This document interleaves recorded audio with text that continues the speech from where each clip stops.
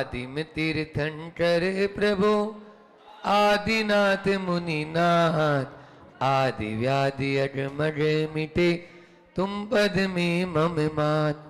चरण शरण है आपके तारण तरण जिहाज, भवदधि तट तट ले चलो करुणा कर जिन राज।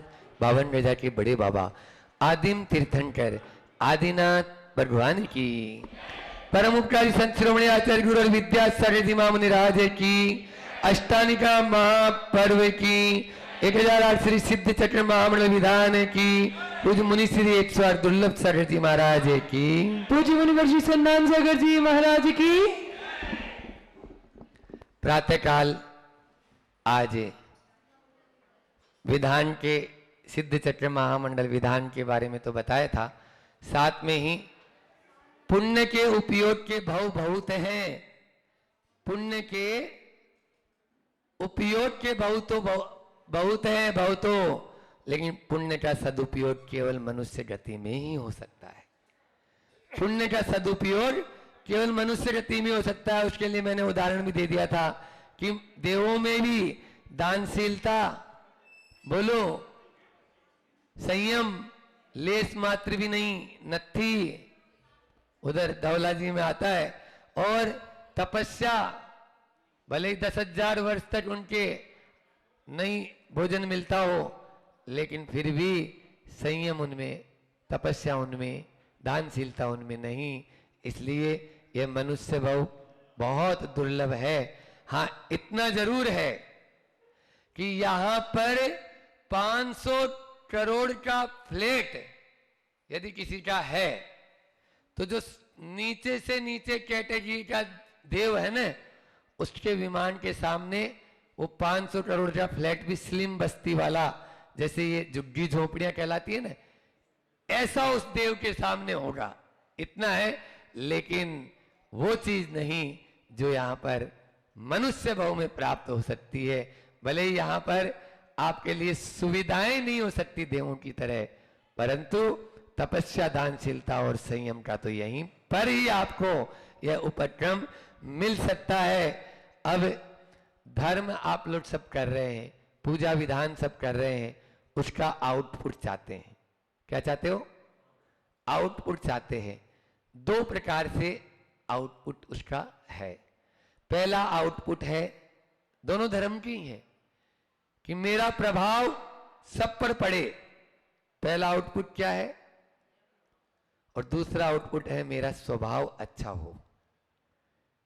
पहला आउटपुट है मेरा प्रभाव सब पर पड़े, और दूसरा आउटपुट है मेरा स्वभाव अच्छा हो। कौन सा चाहते हो बोलो? क्यों बुआ जी? हाँ,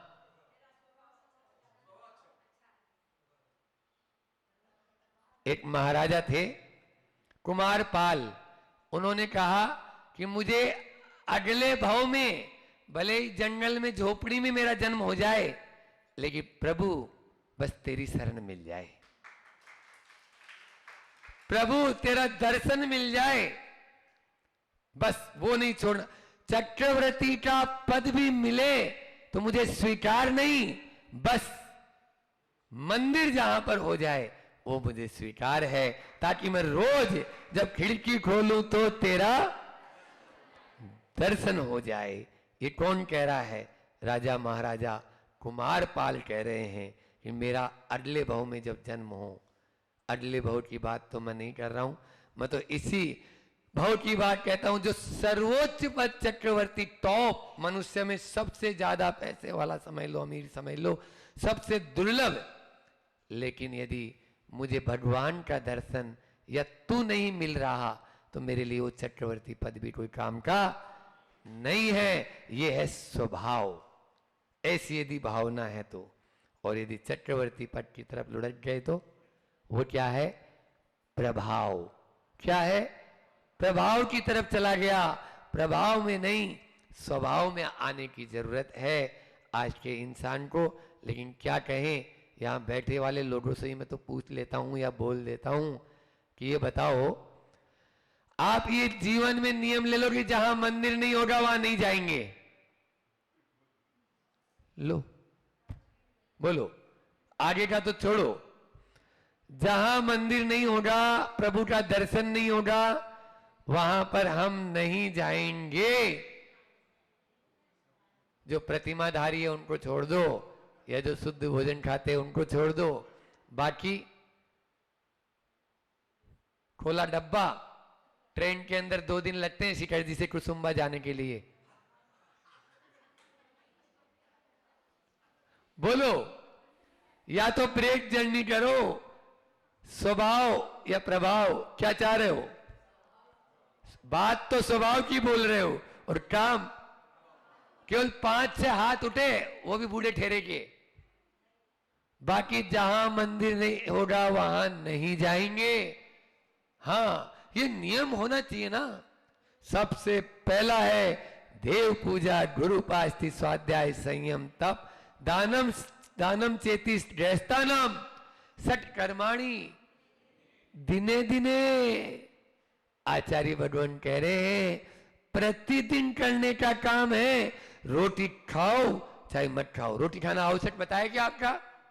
बोलो, किसने बोला कि रोटी खाना आवश्यक है? लेकिन दान करना आवश्यक है, तब करना। और मैं तो कहता हूं, पहले भी बोला मैंने कि यहां पर पूजा में मिलेंगे, प्रवचन में 17 लोग, पूजा में 70 लोग, और भोजनशाला में 700 लोग। भोजनशाला में 700 लोगों का भोजन इसी चातुर्मास में कई बार हो जाता है। कहां से आ गए? बड़वानी या सिंगाना? बोलो, पहले व्यवस्था बनानी पड़ती है। यहां की बात नहीं है, कहीं भी जाके देख लेना। जो आदमी धर्म में, ध्यान में या प्रवचन में या पूजा में नहीं बैठा, वो भी आपको वहां मिल जाएगा, और 2-3 बार तो मिल ही जाएगा सुबह से। तो ये अपना आवश्यक नहीं, आवश्यक जो है उसको पहचानने की आवश्यकता है। आवश्यक हमारा है देव पूजा, गुरु उपासति, स्वाध्याय। हमने भी 20 दिन में 13,000 किलोमीटर की यात्रा, जब ब्रह्मचारी अवस्था में, और बिना नो रिजर्वेशन, नो भोजन। बोलो, और लेकिन 20 दिन में 20 जगह आहार लिया। एक भी दिन जहां की भाषा भी नहीं जानते थे हम तो। तमिलनाडु, केरल, कर्नाटक, आपके इधर महाराष्ट्र, उधर की तो भाषा भी नहीं जानते, लेकिन सारे क्षेत्रों के दर्शन किए। बंधुओं, यदि आपके अंदर में भावना होगी, मेरे पास में पूरा चार्ट रखा हुआ है, आप चाहो तो देख भी सकते हो, ले सकते हो, है ना। सबके नंबर भी हैं, कॉन्टेक्ट नंबर भी, कि आपको यदि कुएं का पानी लेते थे हम, 7 प्रतिमा थी और बाबा जी की 10 प्रतिमा। हमारे साथ में जो रूम पार्टनर थे हमारे, यहीं समाधि हुई, और अष्टानिका में ही हुई। फागुन की अष्टानिका थी, अब फागुन की अष्टानिका कहां होगी कोई पता नहीं। तो इस प्रकार से हमें प्रभाव में नहीं आना है। भले 2 करोड़ का नुकसान नहीं, 500 करोड़ का नुकसान हो तो होने दें।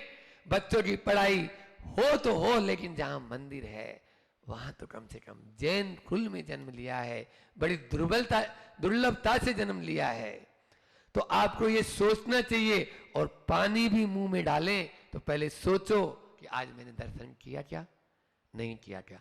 नहीं किया तो पहले मंदिर के दर्शन करो, मंदिर में पूजा करो, चाहे अर्घी चढ़ा के आ जाओ, और फिर आप डालें तो अपना यह सार्थकपना होगा। इस प्रकार से भगवान के लिए, एक बार एक ने प्रश्न कर दिया कि महाराज जी, जहां पर भगवान नहीं हो तो वहां पर हम कुछ और दूसरा उपाय बता दो ना महाराज जी। हाँ, जो असली बेटा है उसको छोड़कर, और खिलौने वाले को तुम अपना बेटा बना ले। जो खिलौने आते हैं बेटा बेटी के, उनको अपना बना लेना, वही तेरी सेवा कर देगा बुढ़ापे में। इसलिए जहां पंच कल्याण से युक्त दिगंबर मुनि महाराज के द्वारा सूर्य मंत्र दिया हुआ हो, वहां पर जाओ और पूजा अभिषेक करो। नहीं है, दिन में पहुंचे तो वहां पर आप अपना दर्शन करके फिर भोजन। पहले के तो लोग ऐसे ही करते थे, पहले के सारे लोग, हमने तो देखा बुजुर्गों को। लेकिन ये वर्तमान में ये बहुत बड़ी विडंबना हो गई है। 4 बात करके अपनी बात को विराम करूंगा। समय तो अपना हो ही जाता है, फटाफटी चलता है वो तो। घड़ी तो रुकती नहीं है, घड़ी बहुत स्पीड से चलती है, लेकिन हम भी उसी स्पीड से चलना शुरू कर देंगे तो निश्चित रूप से हम अपने लक्ष्य को, गंतव्य को प्राप्त कर लेंगे। 4 बात है जो सुबह मैंने की थी, कोई याद है क्या? बोलो। रिचनेस नहीं, हैप्पीनेस। रिचनेस नहीं, हैप्पीनेस चाहिए। Change your attitude. यदि आप घर परिवार में शांति चाहते हो, अपने दिल दिमाग में आनंद चाहते हो और आप यह जिंदगी बहुत मस्ती से जीना चाहते हो, आत्मा की प्रशस्तता चाहते हो, तो पहला है रिचनेस नहीं, हैप्पीनेस। दूसरा है चेंज योर एटीट्यूड। तीसरा है क्वालिटी नहीं, क्वांटिटी नहीं, क्वालिटी पर ध्यान दें। और no tension no mention. Tension लेने का भी नहीं और देने का भी नहीं। मैंने कहा था सुबह से शाम तक रिचनेस और हैप्पीनेस का देखो। आप सुबह से शाम तक क्या करते हैं? पैसा कमाते हैं महाराज जी। बोलो, कितनी देर आप आनंद का काम करते हो और कितनी देर आप अमीर बनने के लिए करते हो? 24 घंटे में अपना एनालिसिस स्वयं करो, अपना विश्लेषण, अपना अनुसंधान स्वयं करो। समझ में आई? दूसरा कोई नहीं आएगा। कितनी देर, कितना पैसा कमाना, एक बड़ी विचित्रता है।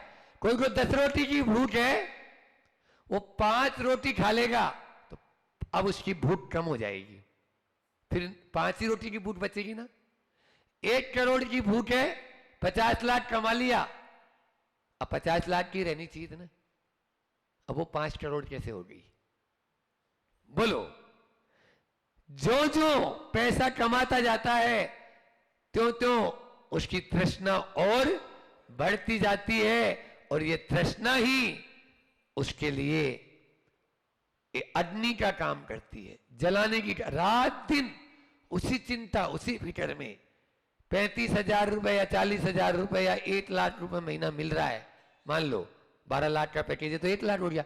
बहुत सारे आते हैं बच्चे लोग, 24 लाख का भी पैकेज है। अभी परसों आया था बेंगलोर वाला, 24 लाख का पैकेज हो गया। पहले उसको मिलता था 10,000 रुपए महीने, 1,20,000 का पैकेज था, ठीक है, ब्याह नहीं हुआ था। अब 2 लाख रुपए महीने मिल रहा है तो भी कुछ नहीं बच रहा। उसके लोन ले रखा है, उससे ब्याज पे ले रखा है, उसको देना है, इसकी टोपी उसके सिर पे, उसकी टोपी उसके सिर पे, यही कर रहा है। ये क्या आनंद के लिए, आपके लिए जरूरी है? बोलो। आनंद प्राप्त करने वालों, नहीं होगा। 25 वर्ष की उम्र में किसी व्यक्ति ने कमाना शुरू किया। आचार्य पूज्य पाठ की कारिका को कह रहा हूं मैं, और समंत भद्र स्वामी भी उसी को बता रहा हूं, ध्यान से सुनो। 25 वर्ष की उम्र में, उसका अर्थ अपनी तरह लगा रहा हूं मैं, इसलिए आपको जल्दी समझ में आ जाएगा। 25 वर्ष की उम्र में किसी ने कमाना शुरू किया और 5 करोड़ रुपए कमा लिया 25 वर्ष तक होते होते। 75 वर्ष की उम्र में उस 5 करोड़ को उसने 50 करोड़ कर दिया। उस 75 वर्ष की उम्र में 5 करोड़ को 50 करोड़ तो कर दिया, लेकिन वो जो 25 वर्ष से 50 साल की जो उम्र है, उन 25 साल में उसने धर्म ध्यान कितना किया? बोलो। और जिस समय वो 50 करोड़ कमा चुका है, अब वो पैसा किसका काम का आएगा? किस काम का आएगा? बोलो। तो पूत कपूत तो क्या धन संचय, बच्चों के लिए बोल रहे हो तो, और पूत सपूत तो क्या धन संचय? बोलो। इसलिए आपको रिचनेस की नहीं, हैप्पीनेस की बनने की जरूरत है। इसलिए जड़ के पीछे मत भागो, चेतन का ध्यान रखो, परमार्थ को देखो, पदार्थ को अपना आप आ जाएगा। धान की फसल होती है ना, धान, उसमें भूसा अपना आप मिलता है। अलग से भूसा के लिए कोई एग्रीमेंट नहीं करना पड़ता कि भूसा भी दे देना भैया। हाँ, ये जरूर है, आजकल हार्वेस्टर का जमाना है, तो हार्वेस्टर में भूसा ही समाप्त हो जाता है। अब वो गैया क्या करेगी? तो ये तो पहला था रिचनेस नहीं, हैप्पीनेस। दूसरा है चेंज योर एटीट्यूड, अपने व्यवहार को बदलो।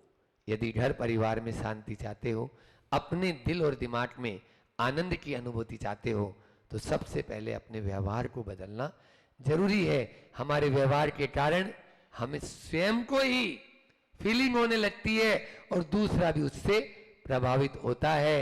लेकिन आचार्य श्री जी ने तो कहा ही है आपके हाइकू, मत दिलाओ विश्वास, मत दिलाओ विश्वास, लौट आता व्यवहार से। विश्वास दिलाने की जरूरत नहीं है, लौट आता व्यवहार से, व्यवहार से यह लौट आता है। बस हमें अपने व्यवहार को देखना है, चेंज योर एटीट्यूड। देखो आप देखो कैसे व्यवहार को बदल लेते हो, जहां बदलने की जरूरत है वहां तो बदल लेते हो। ये बताओ अभी बाहर में पानी गिरने लगे तो आप उस बरसात को कोसते हो या अंदर जाके छत्ता उठा के आप बाहर निकल जाते हो? बोलो ना, क्यों? पत्थर उठा के उस परमात्मा को मारो। ए, कहां से पानी बरसा रहा है तू? मुझे अभी जाना है सब्जी लेने, मुझे अभी मंदिर जाना है, मुझे अभी यानी जो है बाहर निकलना है। उस बरसात को कोसने के लिए आपका मन ही नहीं करता, आप अपना छतरी उठाते हो, तानते हो और निकल पड़ते हो। Change your attitude. बोलो, जा रहे हो आप, कांटा लगा पांव के अंदर, कांटा न लग जाए, कांटा न लग जाए तो आपने क्या करते हो? जूता चप्पल पहन लेते हो। कभी कांटे को कोसते हो, ए तुम यहां कहां पे पेड़ उग गया, इसको तोड़ डालूंगा। वो तो चाणक्य था जो जड़ समेत उठाड़ के और उसमें डाल दिया मट्ठा कि अब उगेगा ही नहीं कभी। लेकिन आजकल तो ऐसा नहीं है, समझ आ रहा है? उस कांटे की पगडंडी में रोज जाते हैं, चलते हैं, लेकिन उन कांटों को नहीं कोसते। आप लोग अपने पांव में जूता पहन लेते हो, जब छतरी ले लेते हो और पांव में जूता पहन लेते हो, फिर घर परिवार में क्यों दूसरे को कोसते रहते हो? क्यों दूसरे की ओर ध्यान देते हो? क्यों उसको बदलना चाहते हो? आप बदलो, जमाना अपने आप बदल जाएगा। स्वयं को बदलना होगा, जमाना बदले या न बदले। तरुण सागर जी कहते थे स्वयं बदलो, स्वयं को ही बदलना है। और तीसरा समय हो रहा है, तीसरी बात है क्वालिटी देखो, क्वांटिटी नहीं। आचार्य श्री जी को सब जानते हैं और आचार्य श्री जी के एक नहीं अनेकों संस्मरण है। चाहते तो अभी तक दीक्षार्थियों की लाइन नहीं, दीक्षार्थी इतने हो जाते, जितने भी ये बाल ब्रह्मचारी दीदियां है ना, जितने बाल ब्रह्मचारी भैया है ना, और जितने ये प्रतिमाधारी यहां पर भी बैठे हैं, आज आचार्य श्री जी दरवाजा खोल दे तो तुरंत चले जाएंगे। हमें मुनि दीक्षा चाहिए, हमें आर्य दीक्षा चाहिए। एक नहीं अनेकों बैठे हुए हैं, बोलो। लेकिन वो जानते हैं मुझे क्वालिटी से मतलब है, क्वांटिटी से नहीं। संख्या नहीं बढ़ाऊंगा, लेकिन बस खरा सोना होता है और जिसका पुण्य होता है, स्वयं बोलते हैं मैं दीक्षा नहीं देता, उसका पुण्य मुझे कहता है कि हाँ दीक्षा दे दो। हमारी दीक्षा हुई थी तब यही बात उन्होंने 3 दिन बाद मूलाचार प्रदीप पढ़ाते हुए बिना 12 में कहा था, सुन लो मैंने दीक्षा नहीं दी। मैंने भी तुरंत हाथ जोड़ के बोला हाँ हमने ली है, क्योंकि 14 साल से तो गले तक आ ही गए थे। तो इसलिए आपने दी नहीं आचार्य श्री जी, हमने ली नहीं है। आचार्य श्री तो बोलते ही हैं दीक्षा दी नहीं जाती, दीक्षा ली जाती है। सो यथायोट। और पद लिया नहीं जाता। लेकिन आजकल तो रेवड़ी की तरह होड़ बट रही है, हम तुम्हें आचार्य बना देंगे, आ जाओ तुम, तो तुरंत तैयार बैठे रहते हैं, बस पहुंचने भर चाहिए। वो क्वांटिटी बढ़ जाती है लेकिन क्वालिटी नहीं हो पाती। और अंतिम है नो टेंशन नो मेंशन। सुबह ही बता दिया था कि एक संत तो महाराज जी हमें परेशान कर रखा है और आप टेंशन की बात करते हो। 10 पुत्र हो जाएं तो फिर क्या करेंगे, लेकिन इस टेंशन की बात नहीं है। यहां पर टेंशन ये मन और दिमाग में जो अपन ने बैठा रखा है, इस दिमाग में कितना कचरा अपन ने भर रखा है। आप ये तो देखो सुबह से शाम तक केवल मात्र विज्ञान कहती है कि 80,000 विचार प्रत्येक मस्तिष्क में आते हैं। काम के कितने होते हैं? काम के कितने होते हैं? 2 4 बोलो, 2 4 5 10 20 50 100, बाकी सब केवल वो सांड वाला उदाहरण सुनाता हूं मैं हमेशा कि आर्च जो बनी है उसके सींग उसमें जाकर घुसा देते हैं। इस प्रकार से हमें यह चारों बिंदु ध्यान में रखेंगे तो हम कभी भी गाफिल नहीं होंगे और घर परिवार में भी रह के अच्छे से, संग में भी रह के अच्छे से अपना आगे की ओर उन्नत कदम बढ़ा सकते हैं। अन्यथा कुछ नहीं हो सकता। एक कविता के माध्यम से जो यह कह रही है कि रिचनेस नहीं हैप्पीनेस चाहिए। अमीर तो खूब बन, सम्राट सिकंदर के बारे में लिखा है कि वह विश्व विजेता बनने वाला 24 वर्ष की उम्र में उसने बहुत खूब देशों को लूटा और लूट कर उनका बहुत पैसा हरण किया, लेकिन जब मरणासन्न था दोनों हाथ खाली थे। बस उसी समय यह बात सिकंदर ने कही थी, अब मैं चाहूं भी तो रुक सकता नहीं दोस्त, अब मैं चाहूं भी तो रुक सकता नहीं दोस्त, कारण मंजिल ही खुद बढ़ती जाती है। मैं जितना पांव बढ़ाने की कोशिश करता माटी उतनी ही और दसकती जाती है। मेरे अधरों में घुला है हलाहल काला, नैनों में नंगी मौत खड़ी मुस्काती है राम नाम ही सत्य, है राम नाम ही सत्य, असत्य सब और यही ध्वनि कानों में आ टकराती है, यही ध्वनि कानों में आ टकराती है। केवल मात्र राम नाम सत्य। हम मुर्दे को सुनाते हैं, जिंदे को सुनाते नहीं, यही तो बड़ी बात है। जिंदे को समझ में आ जाए राम नाम सत्य तो अलग से उसको फिर सुनाने की आवश्यकता नहीं पड़ेगी। इतना ही रखते हैं। बोली अहिंसा परमो धर्म की। आचार्य गुरुवर विद्यासागर जी महामुनिराज की। बोलिए देवादिदेव खजराट मूल नायक श्री आदिनाथ भगवान की। मोक्ष पधारे से इंद्रजित कुंभकर्ण आदि कोड़ा कोड़ी मुनिराजों की। बोलिए आचार्य भगवत विद्यासागर जी महामुनिराज की। परम पूज्य मुनिवर श्री दुर्लभ सागर जी संदान सागर जी महाराज की। खुशी पर और प्रशंसा पर और प्रशस्ता पर अपनी चर्चा कल चल रही थी। समय हो गया था तो हमने उसको कहा था कल आपसे उस पर बात करेंगे। तो उसी विषय से प्रारंभ करता हूँ। बताओ दिन भर में आप खुश कितनी बार रहते हो और कितनी बार थोड़ा ऊपर नीचे होते हो, उस पर थोड़ा विचार करो। कौन कौन से कारण है थोड़ा सोचो तो, कि दिन भर में आप कितनी बार खुश होते हो और कितनी बार अपने आप को दुखी महसूस करते हो। बार बार ऐसे निमित्त मिलते हैं। मान लीजिए आपके घर में कोई सेल्समैन आया, आपने गुस्से में उसके मुंह पर दरवाजा मार दिया, नहीं चाहिए आपको, वो नाराज नहीं होता। क्या कारण है कि वो नाराज नहीं होता? उसका कारण है कि उसको धन से मतलब है।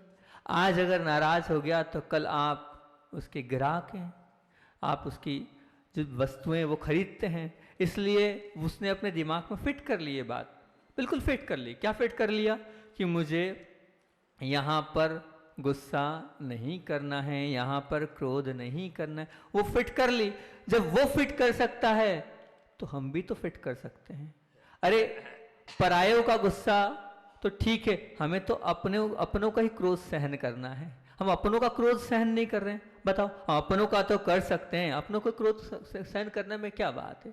जब पराये का सहन हो सकता है, उसका कारण एक ही है, उसका लॉजिक एक है, उसने फिट कर लिया है कि मुझे गुस्सा नहीं करना। मतलब गुस्सा होता है कवर, ऐसा नहीं कि नहीं होता, ऐसा नहीं क्रोध कवर नहीं होता, होता है फिट करने पर कि यहां नहीं करना तो बस नहीं करना। अब आपने फिट नहीं किया कि मुझे यहां नहीं करना, आप फिट कर लेंगे चाहे कैसी भी परिस्थिति हो। मैं अपने परिवार वालों से और अपने वालों से और अपने सगे संबंधियों से कभी गुस्सा नहीं करूंगा, तो निश्चित ये मान के चलना आपके पल खुशी के बढ़ते चले जाएंगे, बिल्कुल बढ़ते चले जाएंगे, बढ़ते चले जाएंगे। मैंने एक बात पूछी थी कल परसों आपसे। क्या पूछा था? कि खुशी किन किन स्थानों पर आपको प्राप्त होती। तो उसके जवाब दिए थे कि पार्टी करते हैं, घूमने जाते हैं, पिक्चर चले जाते हैं, मोबाइल बड़ा महंगा वाला खरीद लिया तो आप अपने आप को बहुत खुश मानते हो, कपड़े अच्छे खरीद लिए तो खुश मानते हो, खूब जगह जगह घूम लिए उसमें खुशी मिलती है। ये आप मान लेते हो कि जो मैं खर्चा हो रहा है, जितना खर्चा रहा उतनी खुशी आपकी बढ़ती जाती है।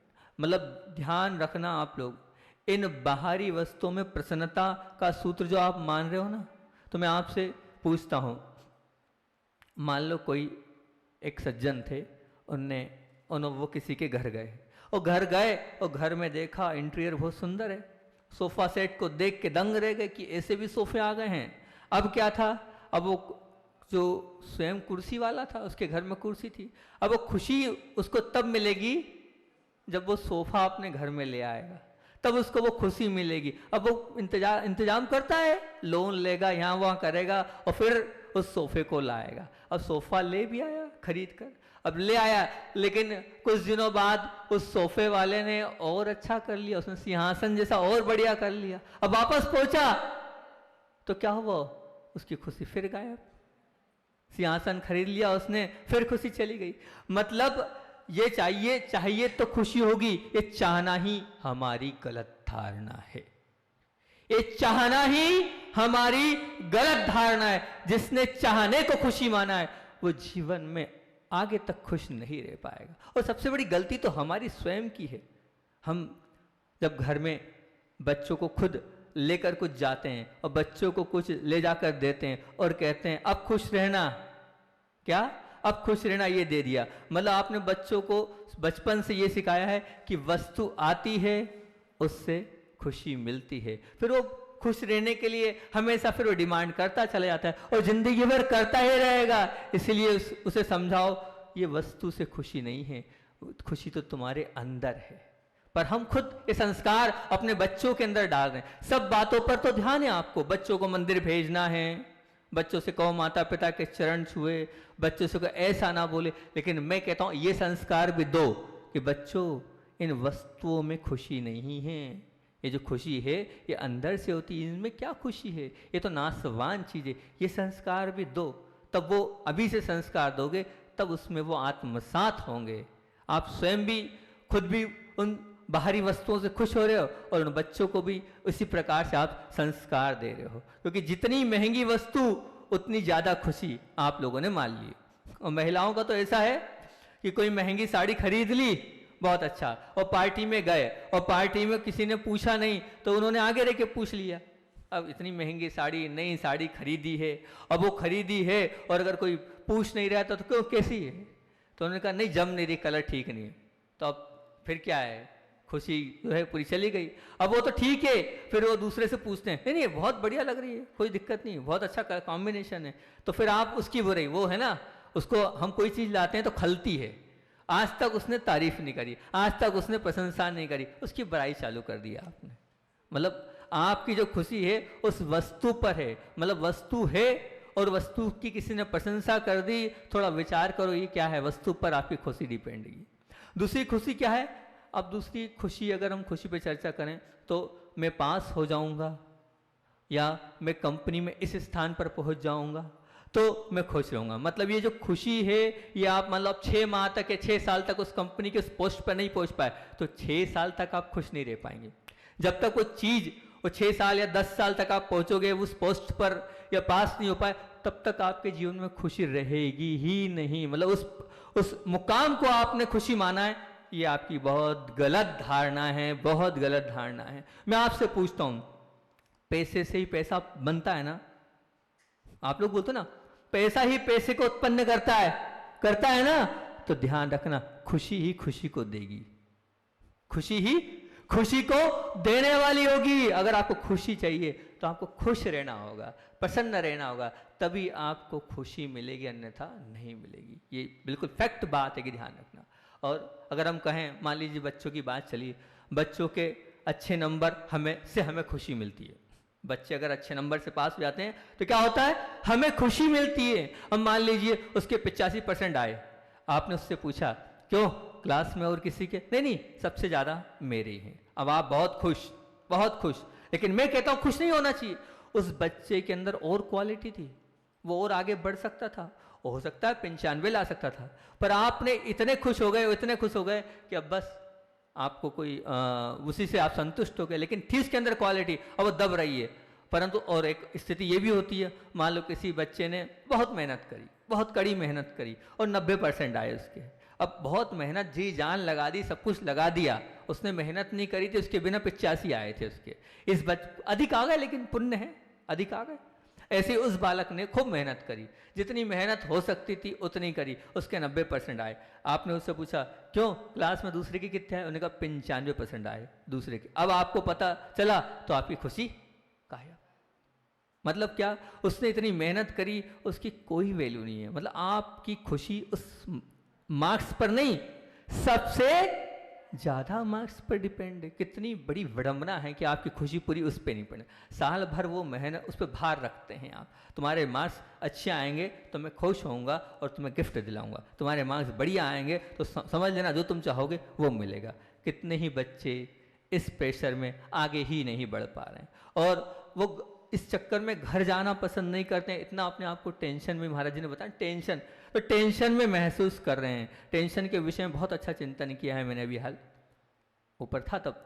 टेंशन 10 पुत्र लिखे हैं मैंने, आगे कभी बताऊंगा वो 10 पुत्र कौन कौन से होते हैं, कि 10 पुत्र आपने जो पाल रखे हैं वो 10 पुत्रों को आपके जीवन से निकालना है। भविष्य में उसकी चर्चा में करूंगा, वो जो मैंने चिंतन 10 पुत्रों का किया। तो आप लोगों ने टेंशन में इतना डाल दिया है कि वो घर जाना नहीं चाहता है, फिर वो झूठ बोलता है, अनेक प्रकार की विसंगतियों में पड़ता है उसमें, और वो और उल्टा कमजोर होता जाता है। फिर आप क्या करते हो, डांटते हो, मारते हो। अब एक बात बताओ, आपको कोई डांटे और आपको कोई मारे तो उसके बाद आपका माइंड फ्रेश रहेगा, माइंड अच्छा रहेगा? भैया जब आप स्वयं अपने पे घटाओ कि अगर आपको डांटा जाए या आपको मारा जाए तो आपको डांटने और मारने के बाद कम से कम 2-3 घंटे तो आपके अंदर वही चीज घूमेगी। अब आप डांट के और मार के उस बच्चे को पढ़ाना चाहते हो तो वो बच्चा पढ़ पाएगा क्या? उसका भी तो आपके जैसी अस्तित्व है। जितना हो सके उतना वात्सल्य, प्रेम और स्नेह, जितना उसके अंदर क्वालिटी वो उतना ही तो पढ़ पाएगा। आप इतना लोड क्यों दे रहे हो उसको? फिर वो एकाग्र हो ही नहीं पाएगा। जब आप एकाग्र नहीं हो पाओगे तो वो कैसे एकाग्र हो पाएगा? आज बच्चे तनाव से गुजर रहे हैं, एकाग्रता इसीलिए नहीं है उनकी। मैं तो इतना ही कहता हूं मुख्यतः से, बच्चों को प्रेशर नहीं दो अगर बच्चों का मन को फ्रेश रखना हो तो। फिर से बोलो, लिख लो इसको बहुत अच्छे से और सबको सुनाना इस बात को। बच्चों को प्रेशर नहीं दो अगर बच्चों के मन को फ्रेश रखना हो तो। बच्चों के मन को अगर अच्छा रखना हो तो आप उस क्या नहीं दो, आप ठीक है भैया बोले हम, कितनी पाबंदी हमारे पे भी। ठीक है भैया, क्या करें, जैसी आप लोगों की इच्छा। हाँ, तो एक और चर्चा बीच में, एक बालक आया था, 12वीं कक्षा का था वो बालक, और वो IIT की जो पढ़ाई है उसके लिए शायद पहले एक एग्ज़ाम देनी पड़ती, तो उस पर बहुत प्रेशर था। और उस प्रेशर के कारण वो बच्चा डिप्रेशन में जा रहा था, वो बच्चा डिप्रेशन में जा रहा था। अब उसके पिता से हमने बात करी, हमने कहा क्यों भाई ऐसा क्यों कर रहे हो आप? तो बोले महाराज जी नई प्रेशर बनाएंगे तो क्या, सिर्फ 6 महीने हैं, इस 6 महीने में इसने अगर मेहनत कर ली तो उसका जीवन बन गया, नहीं तो महाराज जी गया। अरे भैया वो तुम्हारे चक्कर में 12वीं भी नहीं निकाल पा रहा है, तुम आगे की बात कर रहे हो। दो, मना नहीं है, मना, लेकिन कितना, कहां तक उसके अंदर हो तो क्षमता, जिसकी जितनी क्षमता उतना ही तो वो कर पाएगा, वो नहीं हो पाएगा। मैं आपसे एक ही प्रश्न पूछ रहा हूं, बताओ कोई भजन लेके चल रहा है और कोई बिना भजन के चलेगा तो अच्छा कौन चलेगा? बिना भजन वाला चलेगा ना। तो आप क्यों उसको इतना लोड दे रहे हो, क्यों इतना भजन दे रहे हो? निर्विकल्प कर दो बेटा, ये लक्ष्य है, तेरी इच्छा हो तो देख ले, तेरा जीवन तेरे सामने है, तेरा जीवन तेरे सामने, तेरे को अच्छा बुरा सब दिख रहा है। लोड मत दो। आप जो लोड दे के चला रहे हो ना, उससे और आज बच्चों की हालत खराब होती जा रही हैगी, और उस प्रेशर के कारण आत्महत्या हो रही है। और आत्महत्या कैसे हो रही है बताओ आपको? आत्महत्या ये हो रही है, जितने मैंने एक रिपोर्ट पढ़ी पूरी पेपर की, उसको पढ़कर बड़ा आश्चर्य हुआ। उस रिपोर्ट में था कि बच्चे आत्महत्या करते हैं, तो बोले कौन से बच्चे आत्महत्या करते हैं? उसमें 80% बच्चे वो हैं जो 90 से ऊपर वाले हैं। 90 से ऊपर वाले 1 नंबर 2 नंबर के पीछे उनने आत्महत्या करी है। सिर्फ 1 नंबर दो। उसका कारण माता पिता का दबाव और उनकी खुशी। सिर्फ आप लोगों का दबाव और आप लोगों की खुशी के कारण आज बच्चे आत्महत्या कर रहे हैं 1 नंबर 2 नंबर के चक्कर में। क्या है ये? मतलब आपके डर से वो अपने जीवन को समाप्त कर लेते हैं, क्योंकि वो आपको फेस नहीं कर पा रहे हैं। वो क्योंकि आपने इतनी ज्यादा उन पे इच्छाएं, भावनाएं और प्रेशर डाल दिया, वो चाहते नहीं। पढ़ना पढ़ाना अपनी जगह है, लेकिन उसमें उसकी क्षमता देखो। नहीं, डंडे से पढ़ाई कभी नहीं होने वाली, ध्यान रखना। प्यार और वात्सल्य से ही पढ़ाई होगी। ऐसा आप करोगे तो बहुत, लेकिन अब आपका नेचर सा बन गया है क्या इस प्रकार से करने, दबाव डाल के कार्य कराने का, क्योंकि आपकी मानसिकता बन गई है। हम जब तक दबाव नहीं डालेंगे जब तक काम होगा ही नहीं। आपने ये अपनी एक वो बना ली है, गुस्सा करेंगे, क्रोध करेंगे, चाहे ऑफिस हो, चाहे पत्नी के पास हो, चाहे बच्चों पर हो। अब आप पूरी शक्ति स्वयं की भी समाप्त कर रहे हैं और सामने वाले की भी कर रहे हैं। क्रोध करके, गुस्सा करके, दबाव डालकर अपनी तो, खुद की तो, स्वयं की तो समाप्त हो ही रही है, लेकिन उस बच्चे की या उस सामने जिसके साथ कर रहे हैं उसकी भी हो रही है। उस ध्यान रखना, बहुत गुस्सा एक नेगेटिव एनर्जी है, नकारात्मक है गुस्सा। डांटो नहीं, प्यार से, वात्सल्य से जितना हो सकता उतना करो। मैं कह रहा हूं वो कार्य करेगा, बिल्कुल करेगा। अगर आपके अंदर प्रेम वात्सल्य है तो वो जो आपके यहाँ अगर नौकरी करने वाला भी अगर कर्मचारी आप कराओ, प्रेम और वात्सल्य से कराओ,